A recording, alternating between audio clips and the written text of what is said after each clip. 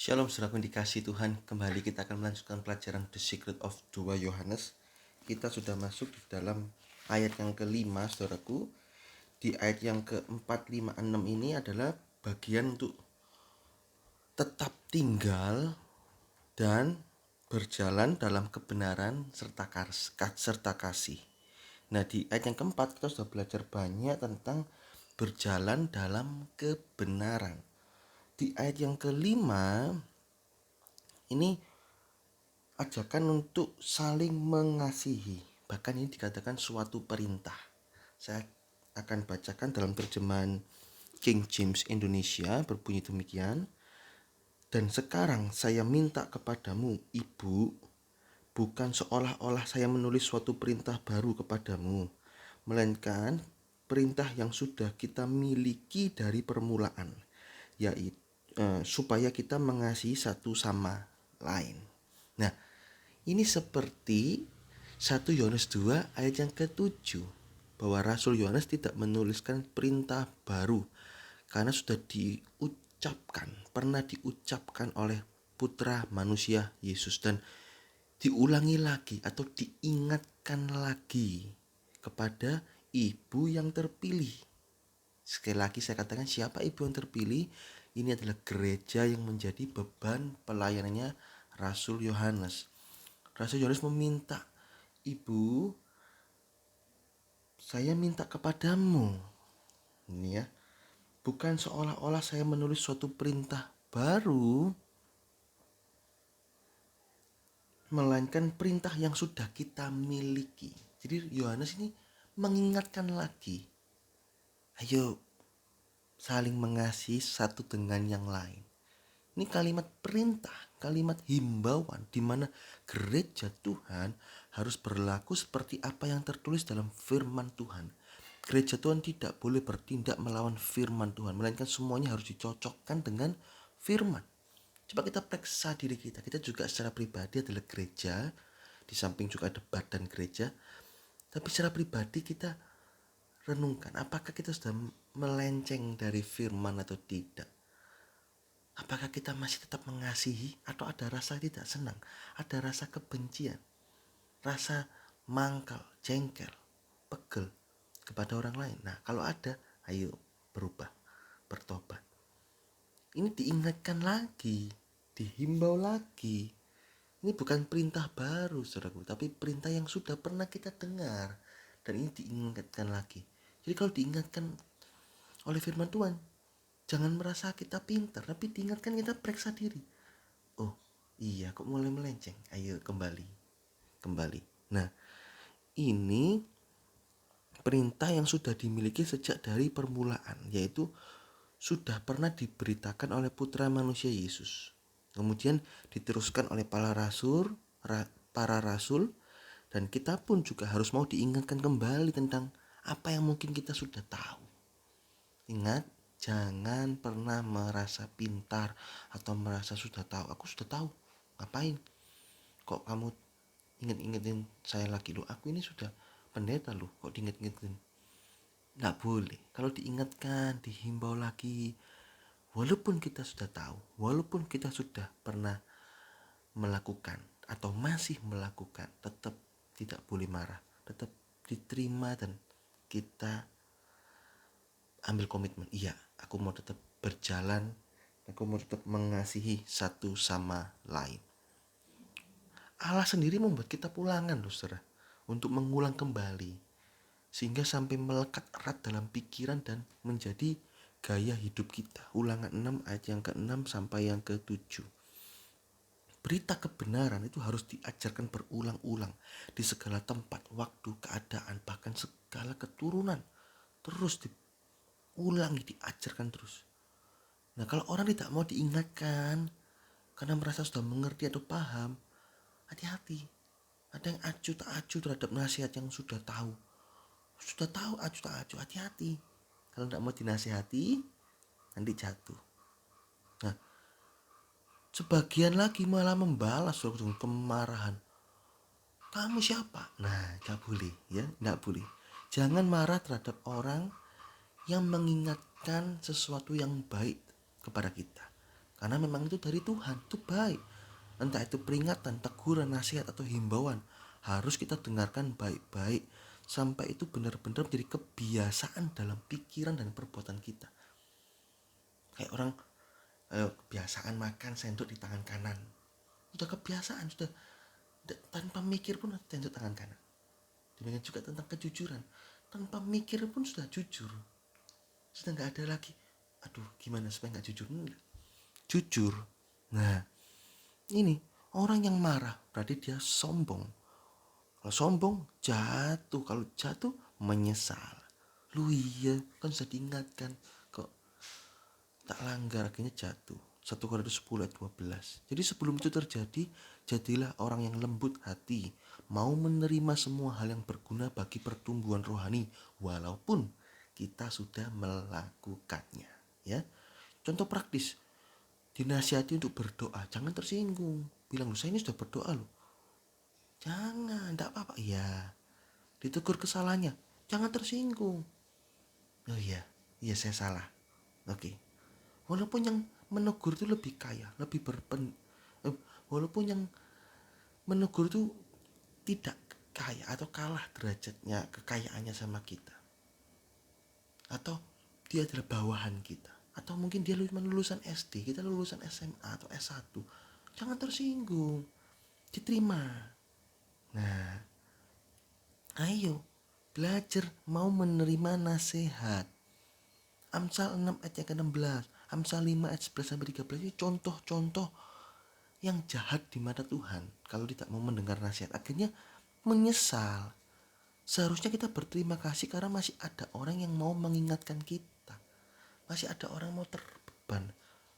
Kalau ada orang yang memberi nasihat, memberi ide, memberi masukan, itu tanda orang terbeban. Nggak boleh ditolak, nggak boleh dibantah. Masukkan dulu dan kita renungkan.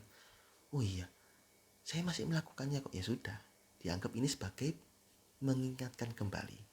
Tapi kalau oh iya, saya kok belum melakukan, kok saya sudah lama tidak melakukannya, ya ini sebagai teguran untuk kita kembali.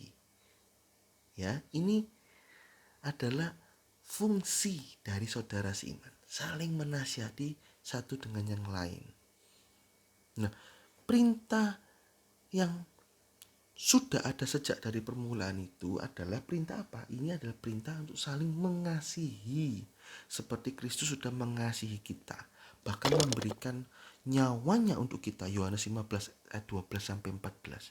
Sehingga kita diminta untuk meneruskan kasih Allah kepada orang lain. Jikalau kita membenci orang lain, maka kasih Kristus juga berhenti mengalir dalam hidup kita. Matius 18 ayat 32 sampai 35.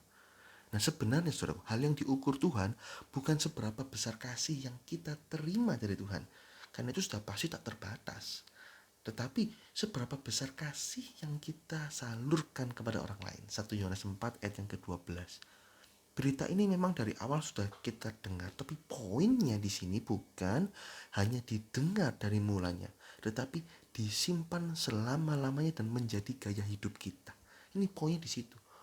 Bukan hanya sekedar, aku pernah ini. Sekarang, oh iya sudah lama tidak melakukannya. Tetap, tidak boleh. Poinnya bukan pernah, tapi tetap melakukannya.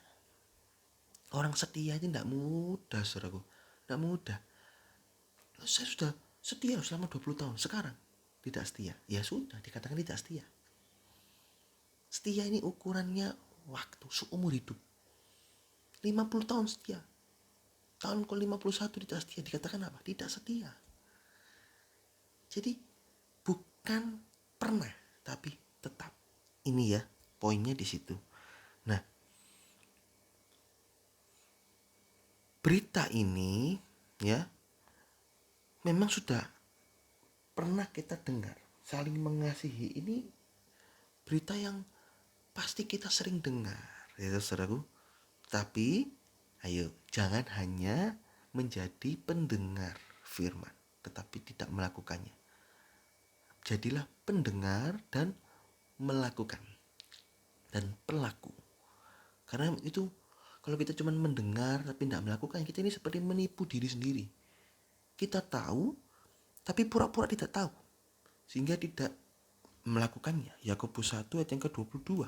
Seperti orang yang mengamati muka di cermin, oh ada hitam-hitam. Nah kita tahu kan ada hitam-hitam, tapi kita tidak mau membersihkan. Cuma tahu toh, terus pergi, terus dia lupa. Bukan lupa, karena dia memang tidak mau membersihkan. Harusnya pada waktu dia lihat di cermin, dia ada hitam-hitam, dia langsung bersihkan, dia keluar dari cermin bebas, bersih. Langkah pertama sudah benar, dia sudah pergi ke cermin, sudah melihat, sudah tahu ada hitam, tapi tidak mau dibersihkan. Jangan keras hati dalam dosa, saudaraku. Saya ini sudah ke gereja tiap minggu loh, kan berarti kan sudah ke cermin. Saya baca kitab tiap hari loh, kan sudah ke cermin. Tapi kenapa tidak mau dilakukan? Dibersihkan yang kotor-kotor. Sayang kalau aku mengampuni dia, wah gengsiku turun, hancur ke diriku. Udah bisa, gak boleh. Ya ampuni dia. Karena kasih Kristus sudah mengampuni kita tak terbatas. Ya cuma mengampuni berapa sih? 300 dinar. Kasih Kristus mengampuni kita berapa? 10.000 talenta, saudaraku. Nah, ini ya, orang yang mengamati muka di cermin harus langsung dibersihkan. Saat kita dengar firman Tuhan, harus langsung dibersihkan. Jangan ditunda-tunda. Ya, akibatnya kalau menunda, hukuman Tuhan turun atas hidup kita dengan berhentinya kasih Allah dalam hidup kita. Kalau berhenti, kita nggak mau mengampuni orang lain, ya kasih Allah berhenti, kita nggak diampuni lagi. Aduh, masuk neraka kekal, saudaraku. Ya, ini kalau sudah dengar video ini, sudah ke cermin loh. Sudah ke cermin. Coba lihat. Oh, sudah bersih semua kok. Ya sudah, bersyukur, terima kasih Tuhan. Tetap hidup dalam kekudusan. Tapi kalau sudah ke cermin, ngeliat tuh, iya, kok ada hitam-hitam di sini. Ya nanti dulu ya Tuhan. Pergi, lupa. Karena itu keras hati. Saat dengar firman, pergi ke cermin, bersihkan langsung. Amin, saudaraku. Ya, kasih kepada orang lain itu juga tanda bahwa kita adalah murid Kristus atau pengikut Kristus. Sebutannya adalah Kristen. Kisah 11 ayat yang ke-26. Sebagian orang mengaku dirinya Kristen, tapi kebencian masih ada. Itu tidak menampakkan jadi diri Kristen. Jadi diri Kristen itu apa? Kasih. Ya.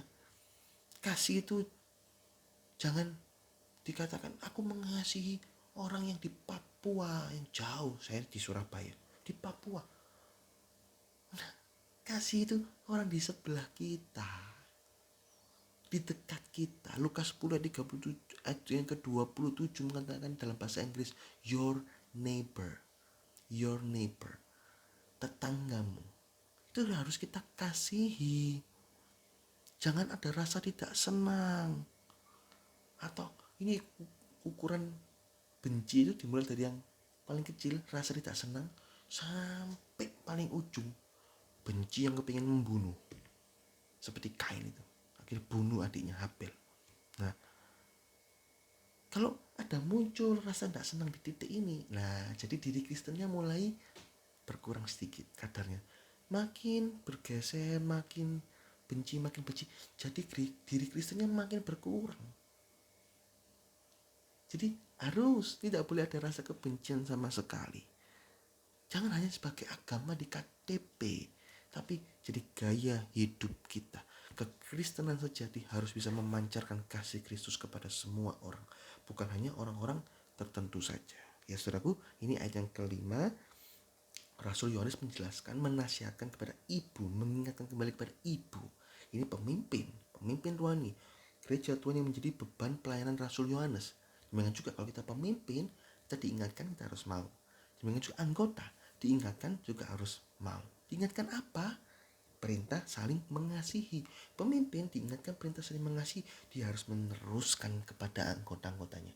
Sehingga gereja Tuhan itu menjadi gereja yang penuh kasih, yang memancarkan jati dirinya. bukan kebencian, bukan emosi, rasa tidak senang, bukan. Ada kasih Kristus mengalir dan disalurkan. Kita juga salurkan kasih Kristus kepada yang lain, ya. Puji Tuhan, Tuhan Yesus memberkati.